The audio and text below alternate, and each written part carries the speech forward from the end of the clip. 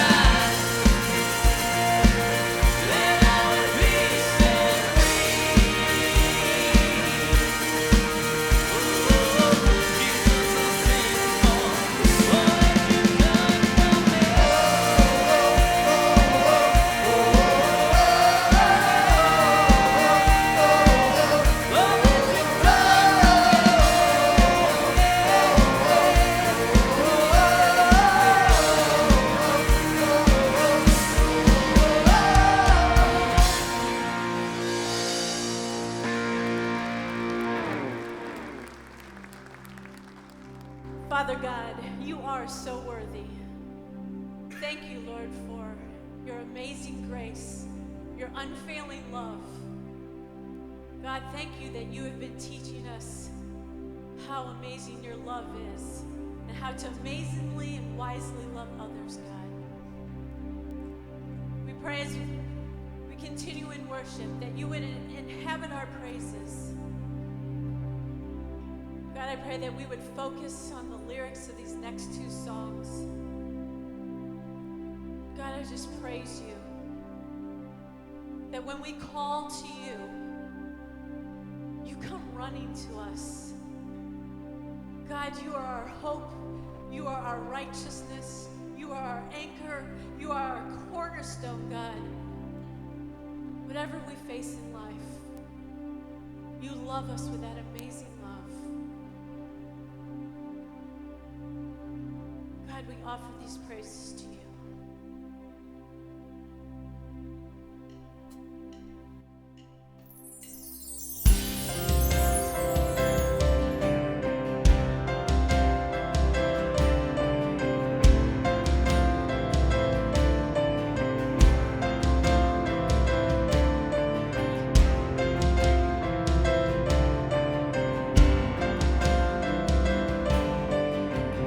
My hope is built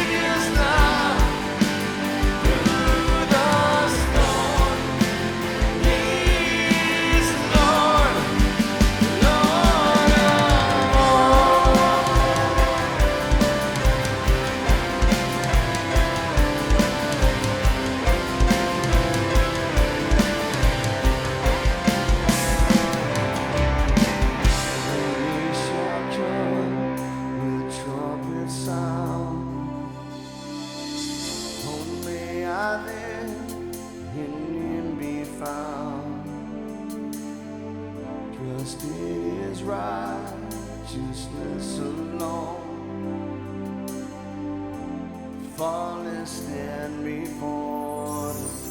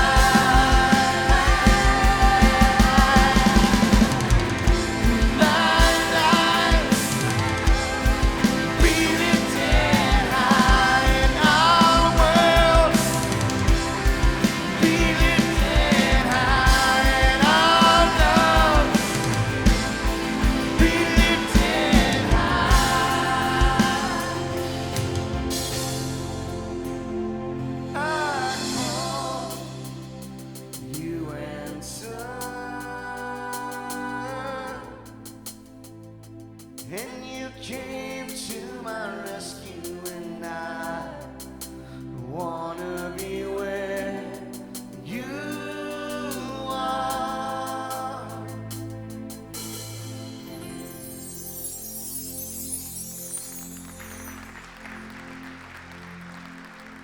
Awesome. Thank you, guys. Hey, before you sit down, when you turn around and tell somebody you think spring is finally sprung, all right?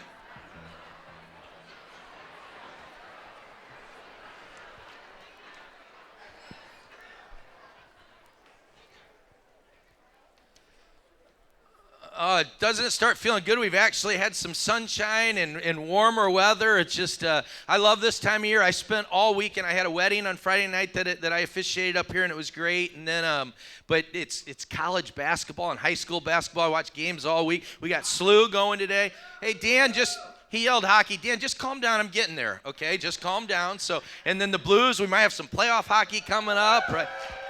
But, so you guys just hoot and holler. Now, you better hoot and holler for this. We've got Easter coming up with Good Friday services, Saturday evening service, and Sunday. Great time to invite, and I got no hoots for that. Okay, there we go. So, again, we're glad that you guys are here this morning. I'm Herc Noblitt, one of the pastors, and this would be? I'm Laura Campbell. Laura, you want to give some announcements here? Yes, so if you're a guest here with us today, we'd like to say welcome. It's your lucky day.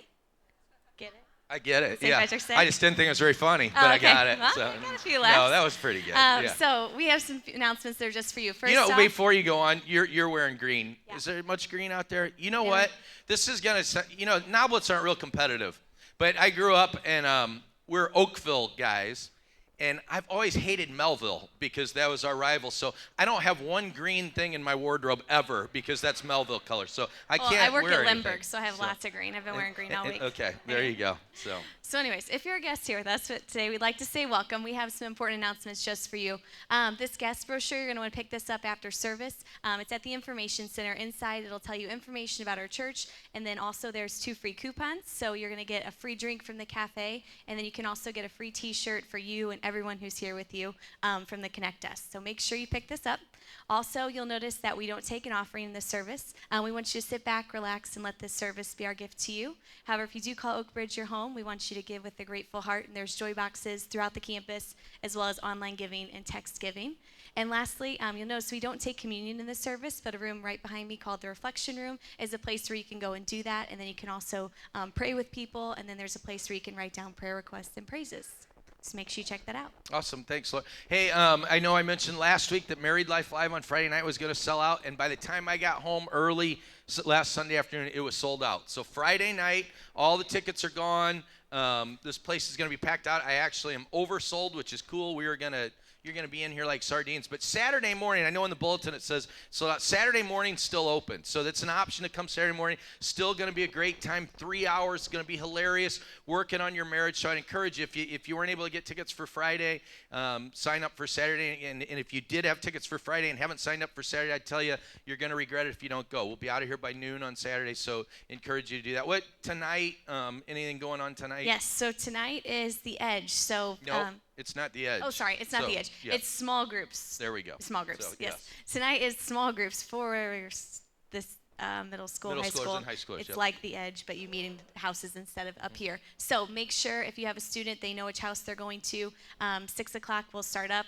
They get together and meet in small groups. And then next week, we have the actual Edge here at church. So Yep. make sure students are here for that. Yep. And we have big news. That's a big one Yeah. on that one, because who's coming in? Big stuff is coming, and they are going to videotape our Edge a little bit to get students pumped up to introduce for the summer programs that's coming starting in June. Yeah, so next Sunday night, again, tonight's for, out in the homes, but next Sunday night, get your middle schoolers, high schoolers up, all of us come up here, and big stuff's going to be here, and we want to impress them, and they're going to use that for a video, but also there's going to be an after party afterwards where they're going to bring in some games, do some different things, give kids a taste of what's coming in the summer. And I want to encourage you guys, parents in here especially, I've had 5 kids, and big stuff, if you asked any of my kids, big stuff in the summer programs here at the church have had just a gigantic impact on their spiritual walk. Tom, can I get an amen on that?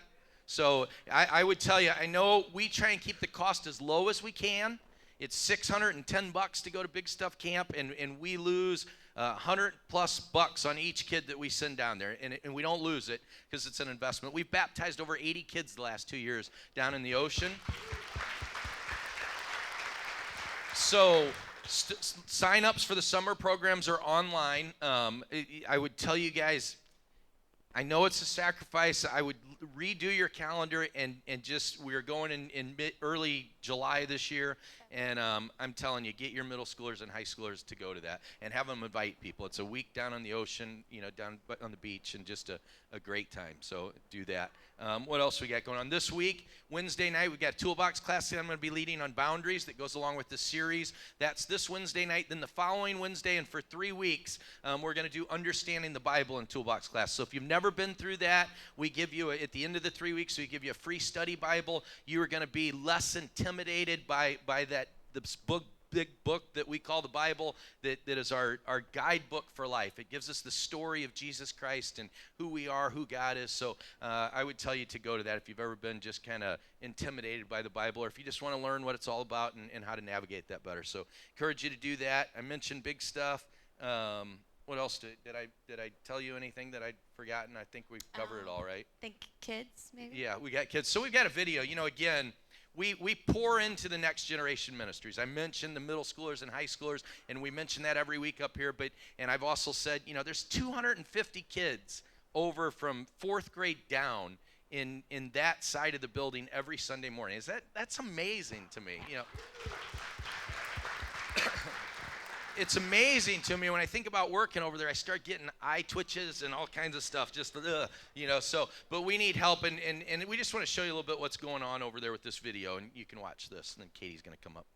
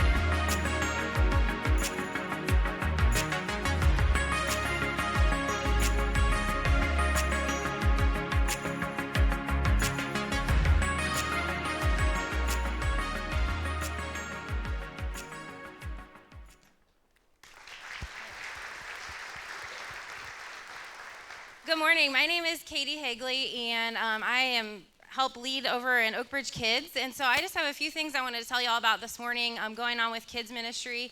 And the first thing I want to let everybody know is that we are opening up signups for our Easter Life Live. So this is a night where families are going to come. It's Friday, April 12th from 6:30 to 8 at night.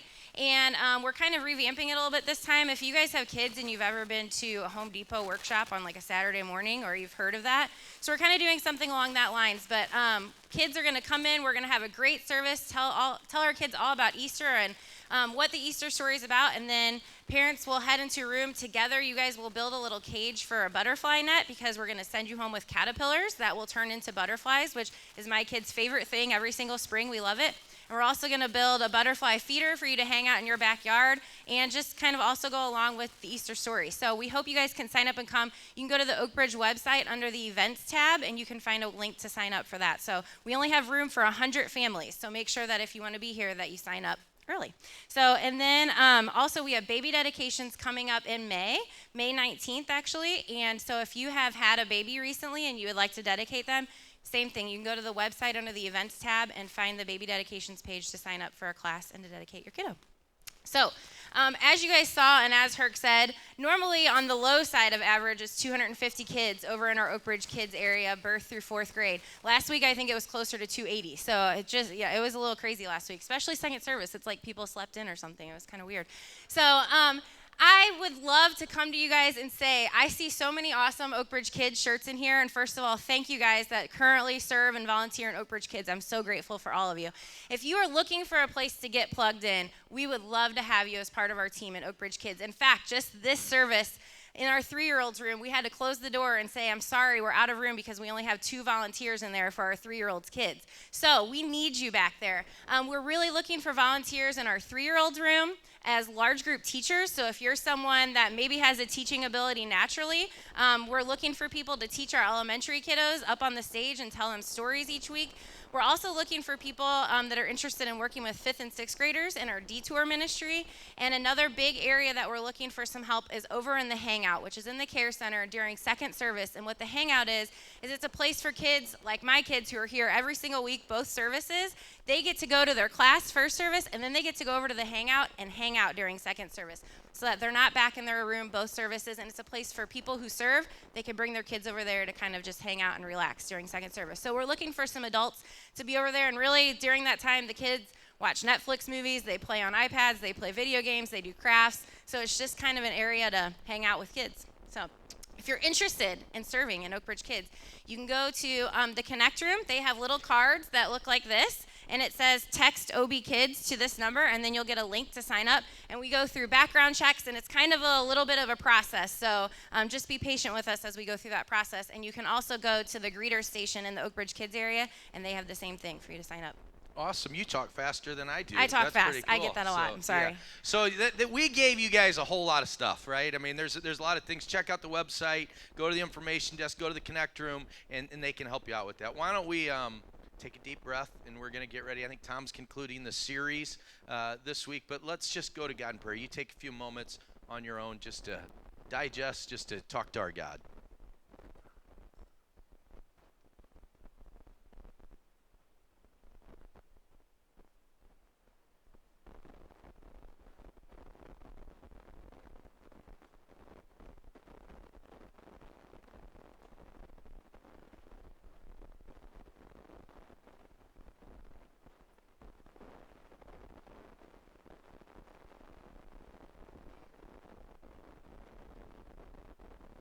Father in heaven, we just come to you this morning. First of all, we are just grateful and in awe of what you are doing here at this place. And right now, as I speak to you, God, I have goosebumps just thinking of how you have impacted my life, how you have impacted my family's life through people here that have been open to serving, that have dedicated their lives to following you and impacted me. And Father, just help us all to realize that we have one mission in this world, and that is to glorify and honor you and to bring more and more people into your kingdom. So Father, help us to realize that we are all messed up. We're all sinners. We need your grace that you supply amazingly as your Son went to the cross and was our ransom, was our Redeemer. And for that, God, we are eternally grateful that you rescued us and brought us out of the pit. So we just thank you for that. And Father, we just pray that today, as we listen to Tom and this 401 type love series, that we realize that how we love just makes all the difference. So God, help us to get better at that. Help us to follow the example that Jesus set. And what you've told us in your word is that number one is to love you with all of our heart, soul, mind, and strength. And the second commandment is like it, to love others as we love ourselves. So Father, just thank you that we can love because you first loved us. Amen.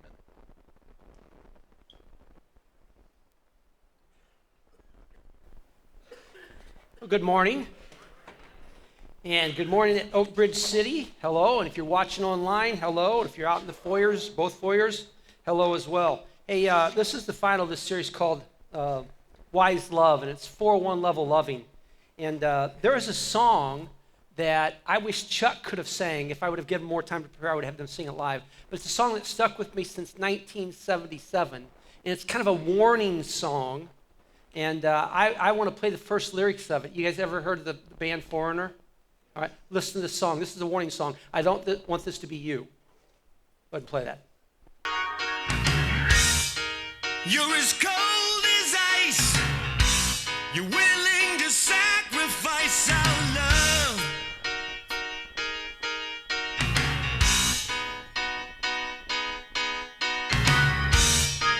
You never take advice. Someday you'll pay the price, I know. That's it. That's true, though. You're as cold as ice.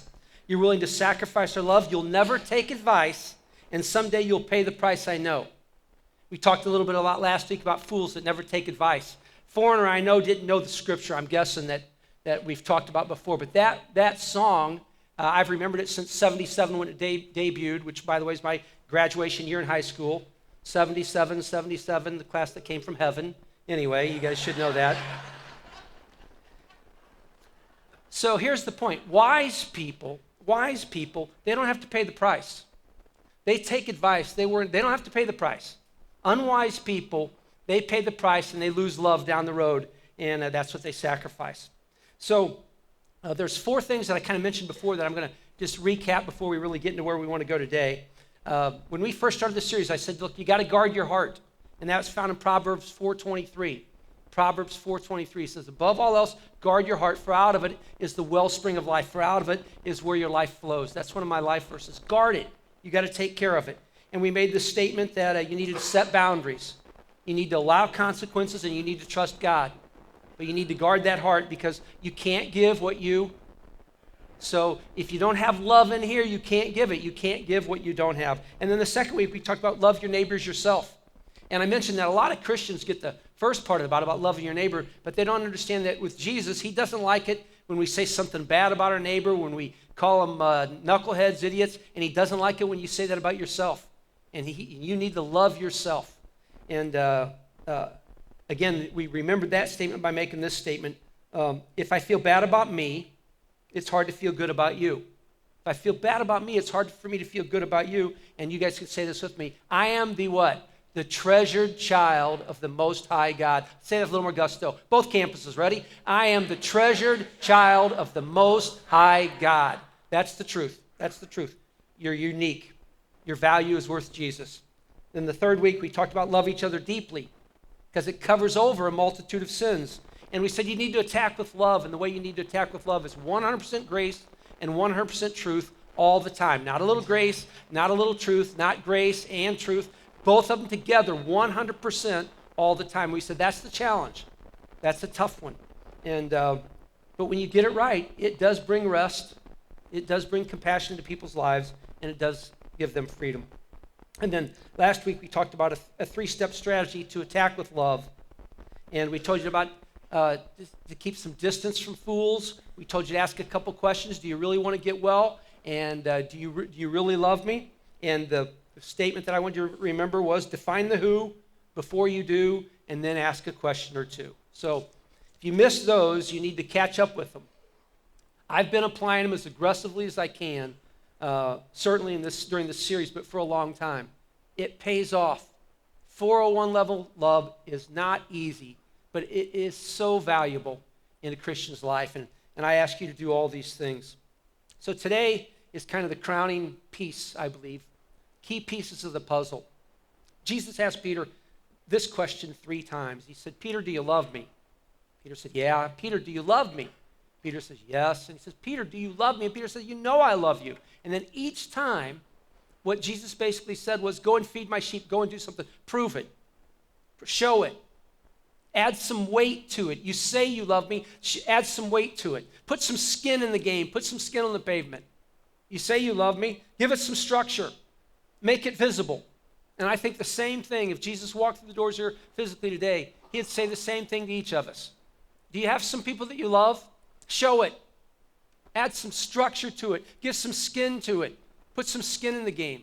And that's where we're going to try and dig down today. And it's not a complicated message, but it's one that's so simple yet so profound that sometimes we miss applying some of these things that I think Jesus applied all the time. So there's a little verse I want you to memorize today that will help you. Make a decision to love with precision. Say that with me. Make a decision to love with precision. One more time. Make a decision to love with precision, meaning I'm asking you to love, but be precise about how you love. Be precise about how that looks. Be precise how that looks in every relationship. Make a decision to love with precision. It's going to take a strategy. You can do this. Your life can change. You can change those around you. You can be a light. You can be the person that when you come into the room, they say, I'm so glad to see you. Aunt, uncle, mom, dad, brother, sister, husband, wife. This makes this kind of a difference. And then there's one other thing I want us to realize. I've had a lot of people ask me before, well, is love a feeling? Is love a feeling? So I wrestled with that really for a long time, and I've come to the decision that like is a feeling and love is a decision. Now let me make that statement again. I like my wife, but there's times, all right, where I don't like my wife. Understand that? I like my wife. There's times where I feel really, really good about her. But then there's other times where I don't like my wife so much because I don't feel so good about her. Okay? Anybody can say an amen to that? But I've made the decision to love her. And that decision, honestly, helps me like her more. Like is a feeling. It goes up and down. But love is a decision. I believe that. And if you're in a marriage right now, a relationship right now, you can decide, you can make the decision, I will love this person. Now here's the whole point. You know why I believe that? Because I believe that's what Jesus decided about every one of us. When you say, I don't know how he could love me, because he made a decision to love you. And it's not based on feeling or emotion. He's decided he loves you. God made a decision. I love you. And I love you so much, I'm sending Jesus. He made a decision. Like is a feeling, and love is a decision. And I think that's good for all of us to hear and understand in whatever relationships we're in. So I'm going to ask you today to make a decision and to love with precision what we're going to talk about. Here's some questions for you before we move on. Why did Jesus give some people nicknames? I mean, when we read the Bible, I read in the Bible where Jesus gave some people nicknames. He gave Peter the nickname Rock. So you're a rock. He gave James, son of Zebedee, and John the nickname Sons of Thunder. Can you imagine that? Jesus comes up, but you guys are sons of thunder. You're the rock. Now, I would read that and I think, well, why? Jesus, do you give nicknames to everybody? No, just some. And then I asked, I wonder why he did that. Why did he give some people nicknames? Why did he spend more time alone with some people and less time with others? There's a good question. Why did he spend more time alone with some people? Why when you read about the Bible, he says he asked these two guys to go off with him alone. He spent his time, the woman at the well. Why did he spend time with her alone? Why did he send other people away? So, and others, it seems like he spent very little alone time with. Well, then I ask a question too. Why did he heal some with touch? And some, he just would say a word, they were healed. There's a story in the Bible that says Jesus made mud, spit into it, made mud, and he rubbed it on a blind guy's eyes, and he was able to see. And I thought that's so weird. First of all, that he picked mud. I guess there's something deeper that I don't pick here. And secondly, that he touched the guy's eyes when all Jesus had to say, you can see. He did that over and over time. He told people, you can walk, pick up your mat. I don't have to touch you. Why did he touch some people and not others? Why did he? He said, let the children come to me. The kids are coming, they're sitting on his lap, and they're talking, and the apostles that are around him said, keep the kids away. Jesus says, nah, come on, get up here. And he talks, why did he touch some people and others he didn't? Then I read about the question that he served. Why did he wash those people's feet? Before he ends this whole deal, he comes in, he washes feet. Why did he do that? Why did he put on a servant's towel? And I believe that when I look at all this, and I think you're going to get there too, it's all tied into something that he told Peter. Peter, do you love me? Peter goes, yeah, you know I do. He says, Peter, do you love me? Yeah. Well, I think Jesus is saying, I hear you, Peter. And he says, Peter, do you love me? He says, well, of course I do. It hurts me that you asked that. And then Jesus says, I don't know that you're showing it. I don't know that you're showing it. And he says, you got to go show it. There's got to be some action with love. And I think that you can make a decision to love with precision. I think Peter made that decision after spending time with Jesus. Here's one other one for you. Here's a situation I'll give you. And I'm speaking to husbands now. or men in general, okay? If you're a man that travels and you're home during the week, this is a typical situation of what I'd give you. And you've got a question at the end of this one. You travel during the week, you come home, and almost every single Friday when you come home, you bring huge fresh cut flowers to your wife. I mean, they're gorgeous. Lilies, roses, whatever you want to put in there. They're just gorgeous. You bring fresh cut flowers, you say, I'm home, here you go. And your wife is in the pattern of saying, fine, put them in the sink. And when you get a time, could you cut the stems off of them and maybe put them in a vase? And you start to get a little angry, and you say to yourself, do you know how many women would love to have a husband who brings home fresh cut flowers to them every single week? And you're angry. You just don't get it.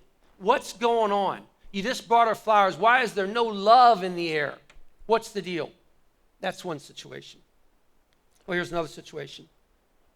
There's a little 10-year-old boy at school, and he's been called into the counselor's office. They brought him there because he was talking to the teacher, and he was talking about killing himself.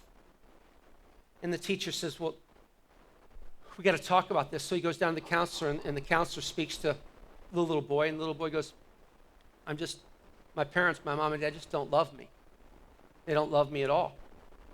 And then the counselor brings in the parents, and the parents are with the little boy, and they say, well, we do love you.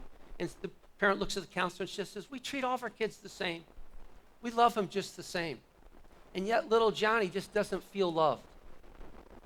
The housewife before, she doesn't feel loved. Why? Why? Why doesn't she feel loved? Why doesn't he feel loved? And here's the point. Heart knowledge often trumps head knowledge.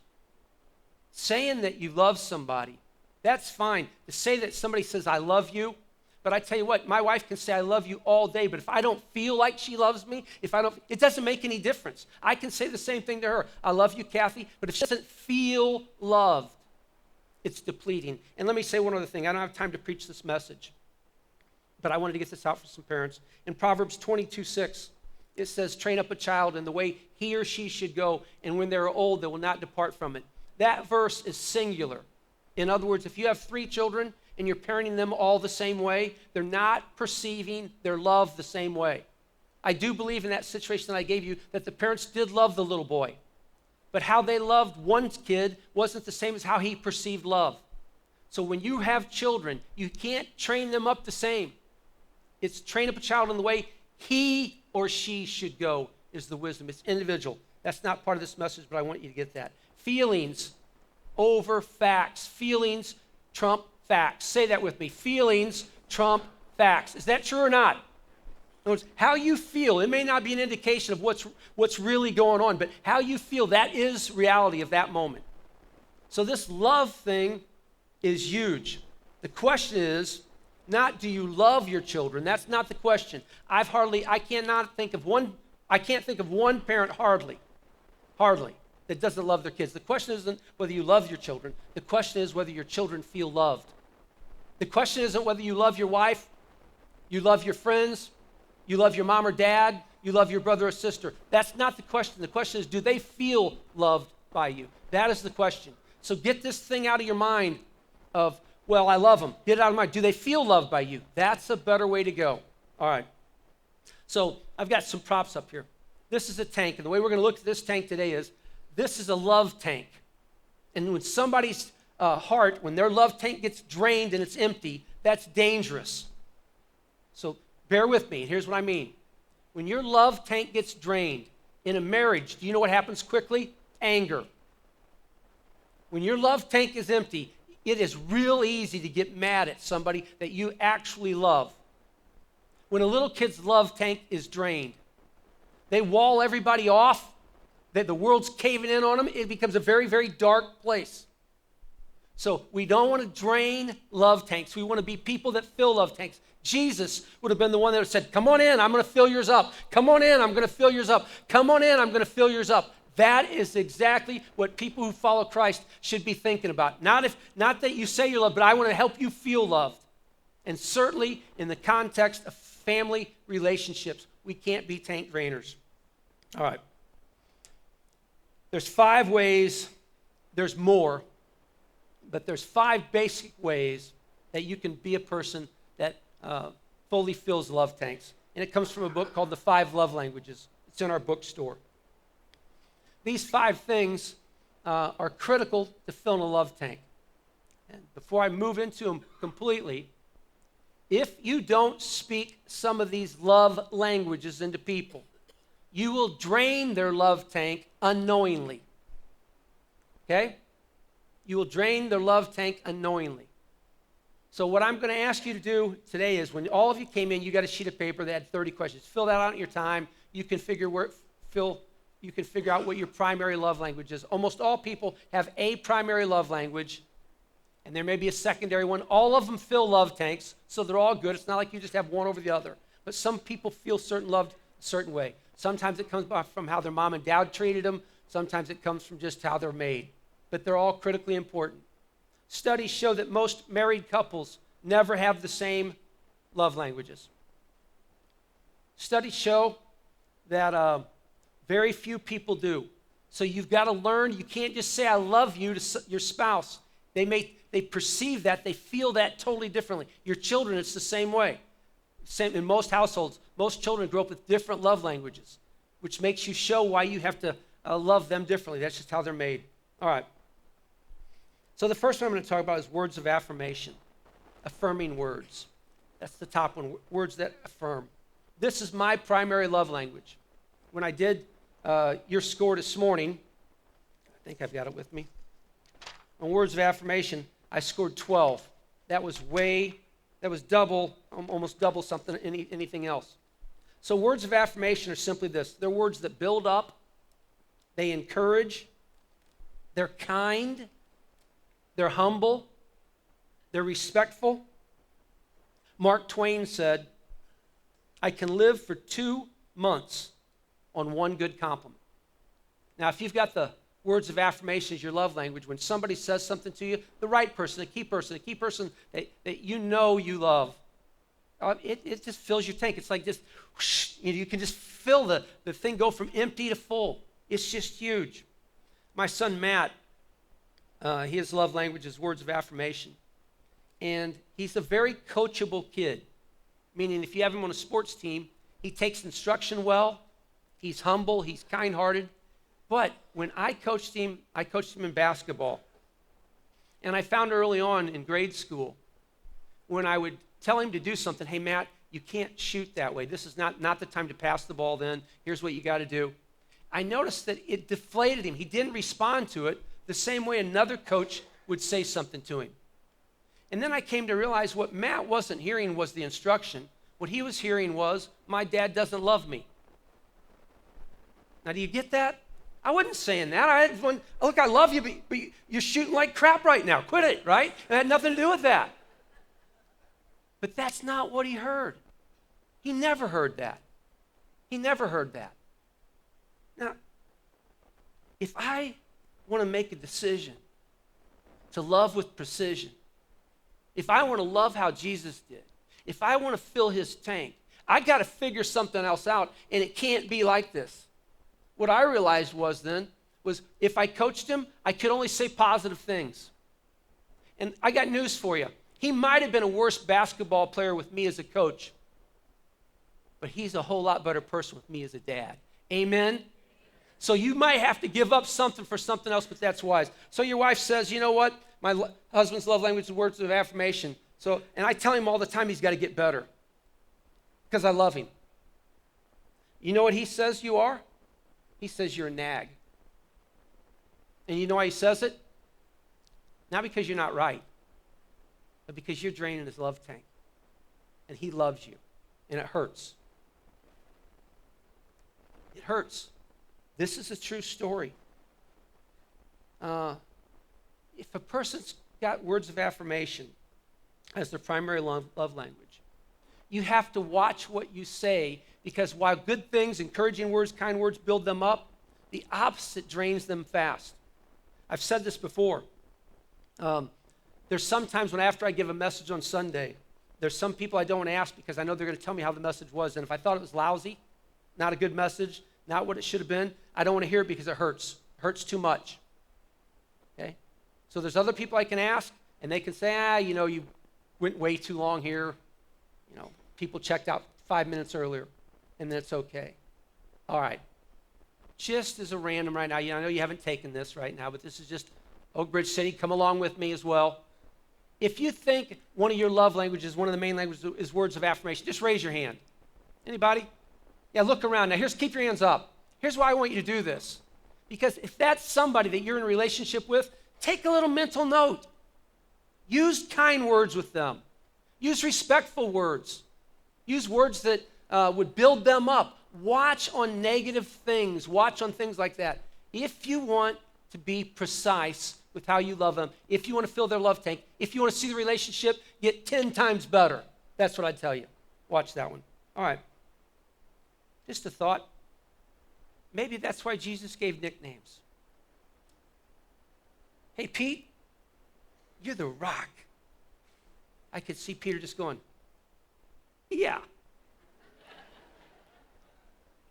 And you know what? Jesus, someday, because of how you loved me, I'll be willing to go on a cross, and tradition says, be crucified upside down because I'm not worthy of you.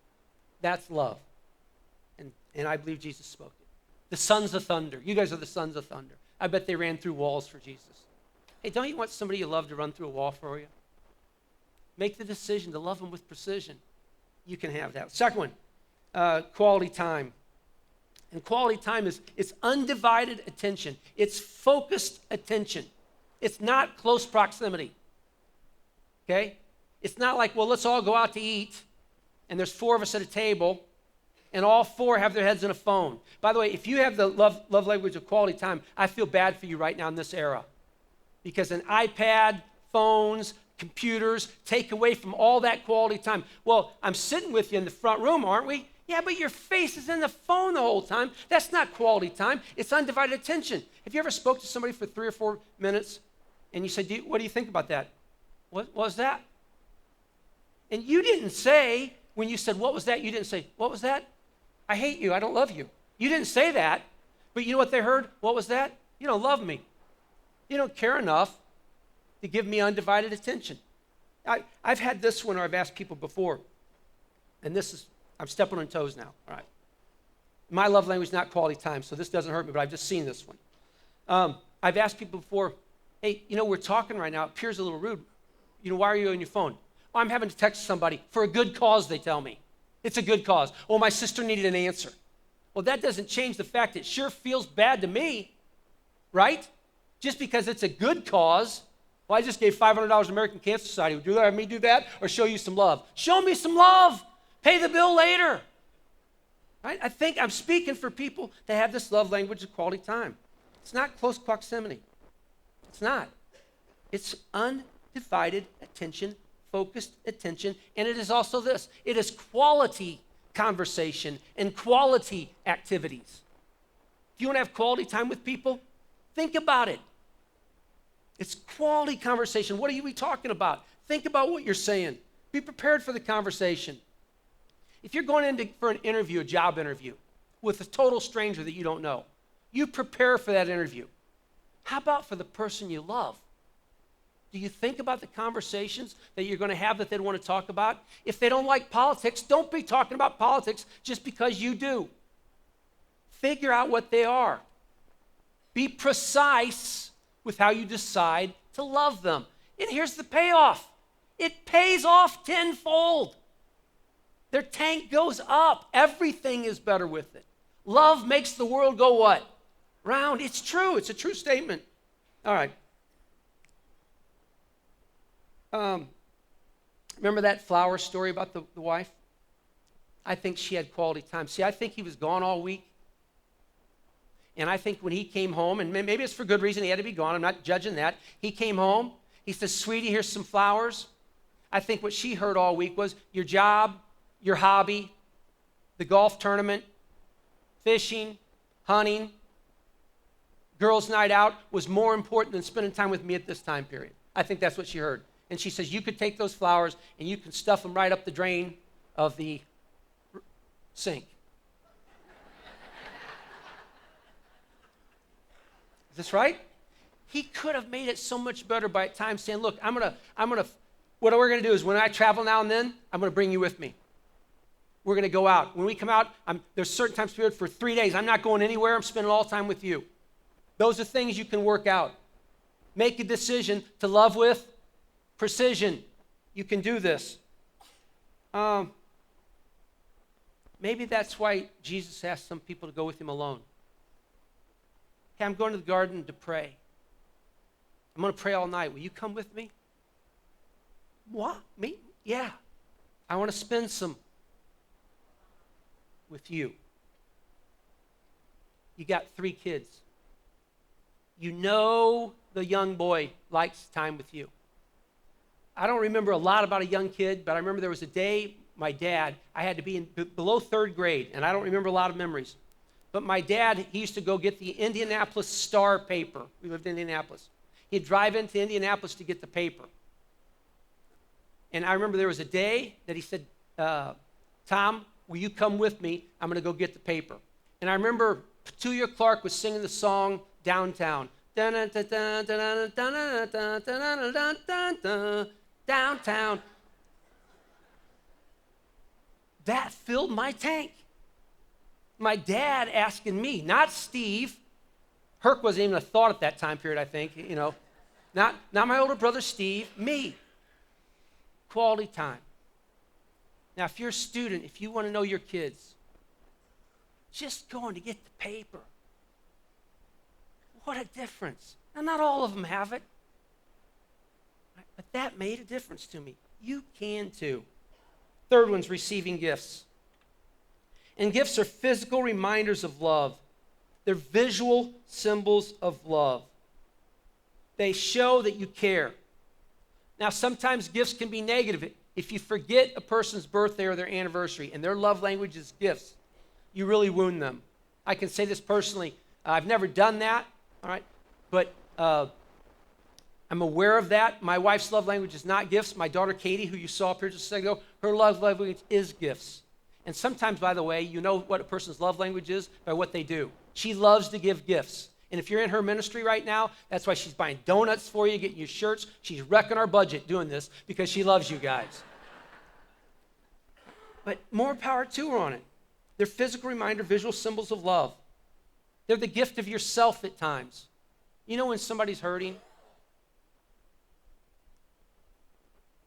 I'll personalize it. When I lost my dad, you know what felt better than any? You could send flowers, you could send candy. You could have parked a Mercedes-Benz out front and said it's yours. You know what felt better?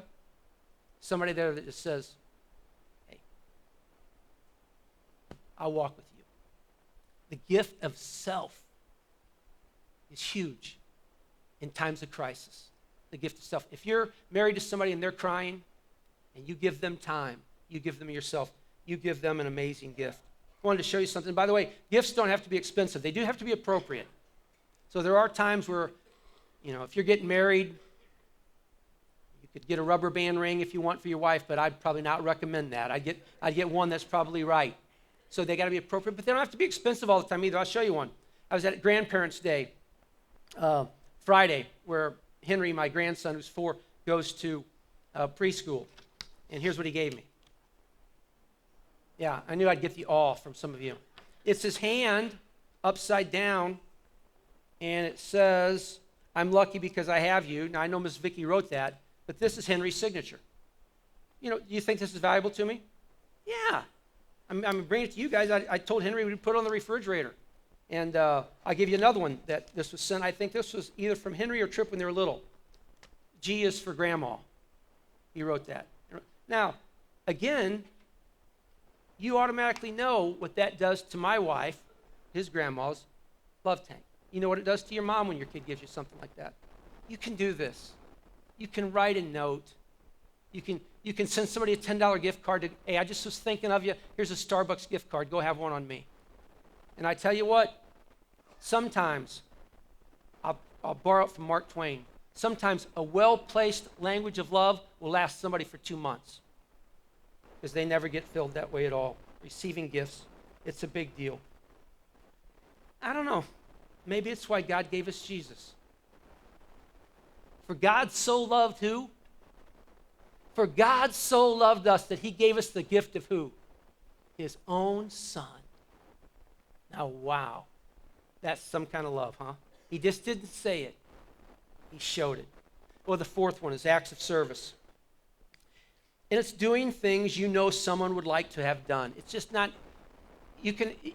somebody can have this love language of acts of service. And you say, well, don't I do this? Don't I do that? They expect that. That doesn't count. It's doing something that you know they would want done. And this one takes a little work. We get it, but you can do that. It makes us rethink stereotypes. Herc does a lot of marriage counseling when people first get married. And I know a lot of it is about what responsibilities people are going to have when they get married. Who's going to do what for who? It's forced to do. If somebody forces you to do something, that doesn't count. In fact, that's negative. That drains the love tank. It goes in the draining category. By the way, it could also mean paying someone to do something for that person. My wife's love language is acts of service, unfortunately. And I'm not a great server. I'm not. And I've recently come to the conclusion there's some things that don't bug me about the house. Cracks in the driveway. I don't really care. I don't. Kathy says, you noticed the cracks in the driveway? Yeah, I did. I noticed them.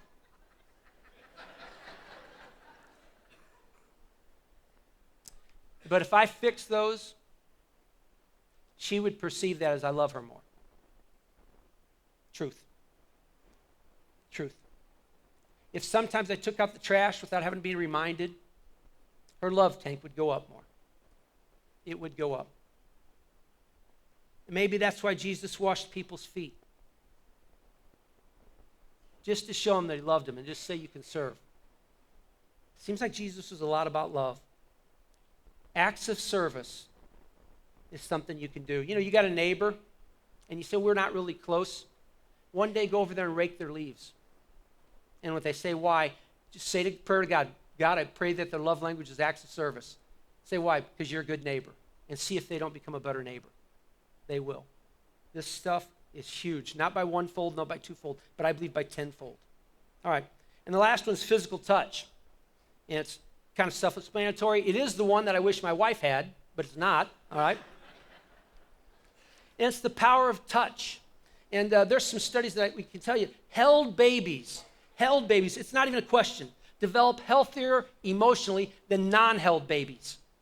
They've gone to orphanages throughout the world where there's some babies that just aren't held. They don't have enough nurses to watch them in some other countries. And those kids grow up emotionally distant. Held babies, it makes a difference in touch of babies. It makes a difference. Physical touch makes a difference. Now, in today's time period, I'm telling you, it's got to be appropriate touch. Appropriate. You get the idea? When I told my daughter Katie, she says, Dad, what's appropriate touch with a boyfriend? Below the wrist and above the neck. That's it. You see? Right there. They can touch anything from here down, and from here up is all right. All right? Nothing else. That's pretty much what I would tell a lot of you. Be careful in today's time period. Pats on the backs are obviously okay at times. Now, here's what I want to tell you about physical touch. In the confines of marriage, you understand what intimacy is. Most of your marriage problems are probably somewhere this one's found in there. But it doesn't just have to be quote-unquote sex. It could be touching the back of somebody's neck, stroking their hair, grabbing their hand. All those things are powerful.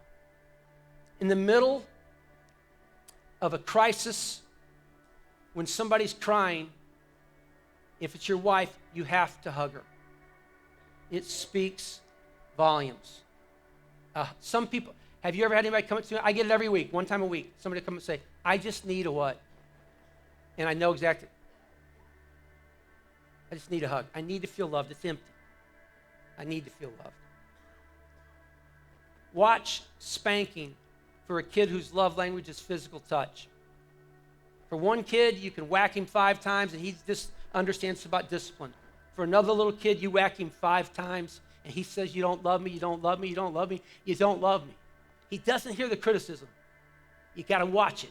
And that's not an argument for corporal punishment one way or the other. It's an argument. Is your kid's love language physical touch? Then don't spank them. Figure out another way to discipline them. All right, I've probably gone too long, so I'm going to hurry this up and get this one done. But maybe that's why Jesus spit into some mud and rubbed it on a guy's eyes who was blind. Maybe this guy hadn't been touched his entire life because he was blind. And Jesus comes up and just rubs it in good and touches him and says, now go wash it. Maybe that filled that guy's love tank. Summary, here's where we're at. This is 401 level love, people. This is where you have to make a decision. You have to be precise. You have to make a decision to have some precision. Like is a feeling. Love is a decision.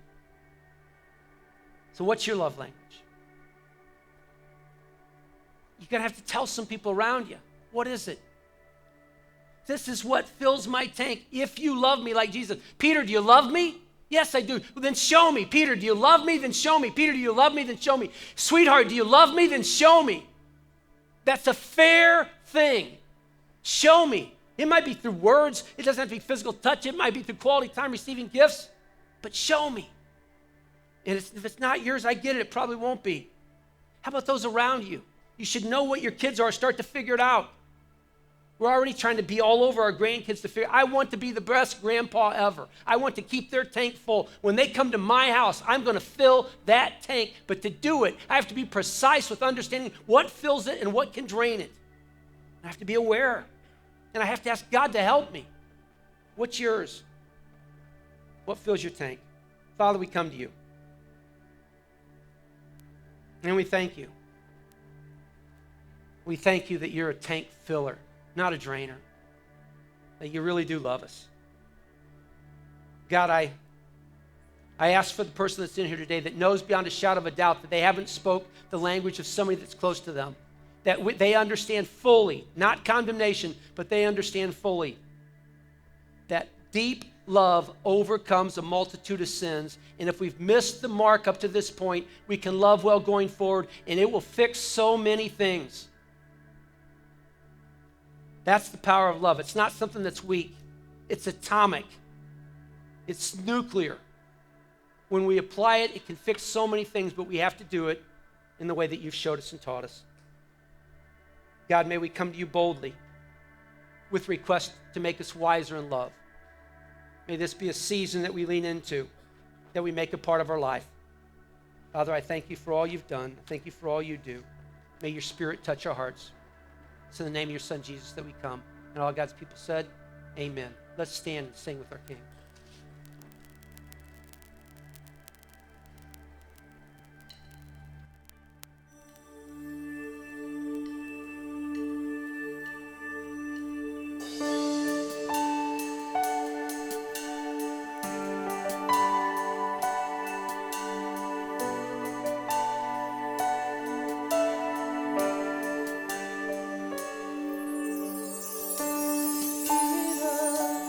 Living God.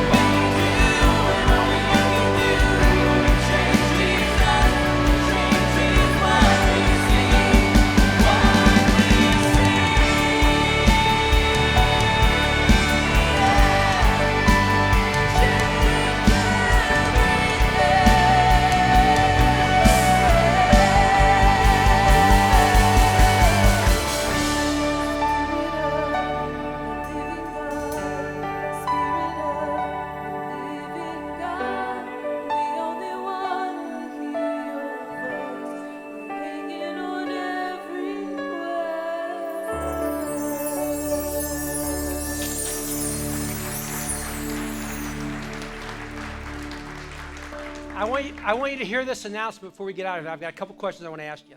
Number one, get this. You need to invite for next week. We have a world-class speaker named Michael Smalley coming here next week. He's phenomenal. He is even better than Josh, okay? So, whoa, right? I mean that. So you come next week. We paid. He's coming in for the weekend. He said, I can speak if you want. We said, you better believe it. So we should come in and fill this place. Make sure you do that. All right, with that said, a couple quick questions. I want to see your love language. What you think your primary love language is. Just take a whack at it. Words of affirmation, raise your hand. Quality time, raise your hand. Receiving gifts. No gifts? Good. That's easy. Beautiful. Acts of service. Physical touch. Cool. Read some wise words to you again. You're cold as ice. You're willing to sacrifice our love. You never take advice. And someday you'll pay the price. I know. You don't have to pay the price. Make the decision to love with precision. Good stuff. See you guys next week. Thanks for coming.